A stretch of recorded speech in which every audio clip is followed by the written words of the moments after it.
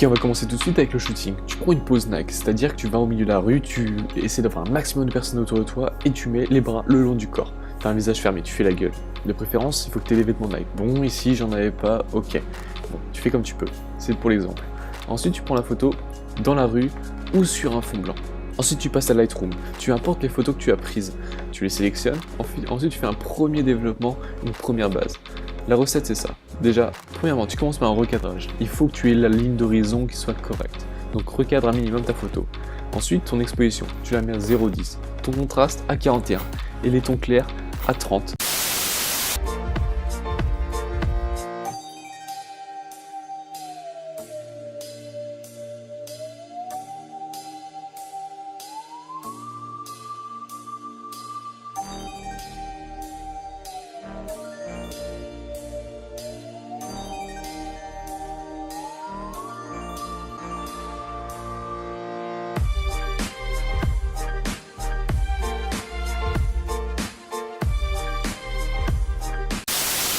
On prend une couleur bleue par exemple.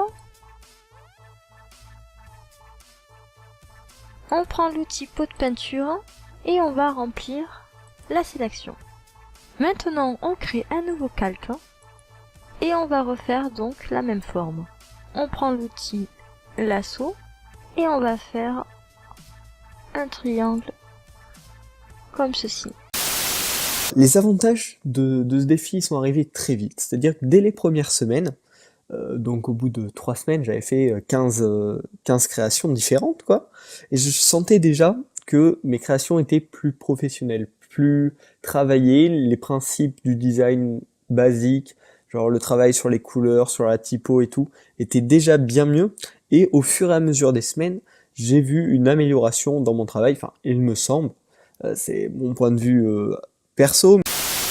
Cactus Volant a proposé 3 images différentes, donc ce qui est cool ici c'est que ce sont des images qui sont colorées avec à chaque fois plusieurs personnages qui interagissent entre eux réellement. Shiyodro ou Shiya, parce que je crois que tu avais 2 noms différents sur les 2 endroits où j'ai vu tes images, a fait 2 images, l'une avec 2 personnages et l'une avec juste un personnage sans décor qui du coup ne respecte pas vraiment le thème. Dans la première image c'est un affrontement entre 2 personnages et justement ça manque d'impact et de dynamisme, ce qui fait que tes personnages sont vachement à plat. Avec de la pratique tu arriveras à mieux définir des compositions qui soient intéressantes et percutantes par rapport à ton image, parce que je pense que tu avais en tête quelque chose de beaucoup plus en mouvement.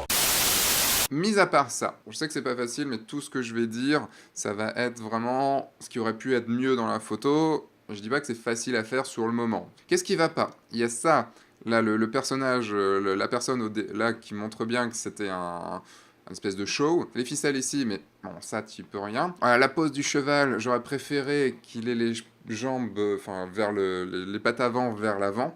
Cela, il est tout restreint, même si ça donne un petit côté de déséquilibre, puisqu'il ne touche qu'une seule patte par terre. Le premier conseil, prendre du recul et hacker ton cerveau. Il va falloir distinguer les problèmes sur lesquels on peut agir et les problèmes sur lesquels on ne peut pas agir.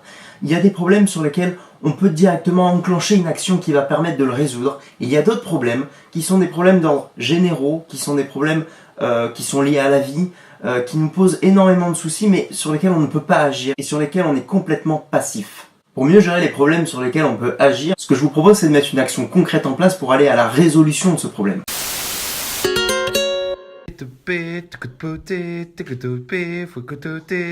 Ok, bonjour à tous. Petite critique de la une de La Voix du Nord du jour. Donc on a, pour commencer, on va commencer par où? On a un découpage assez douteux ici de toute la partie capillaire.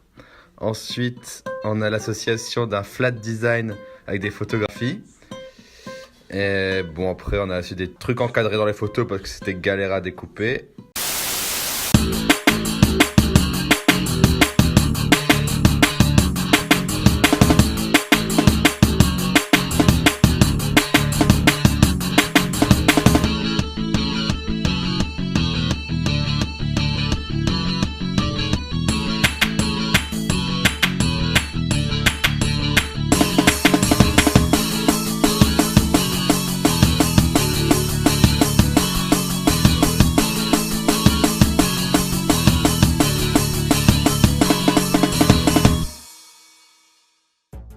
Avant toute chose, il faudra définir ce que c'est qu'un concept et un pitch.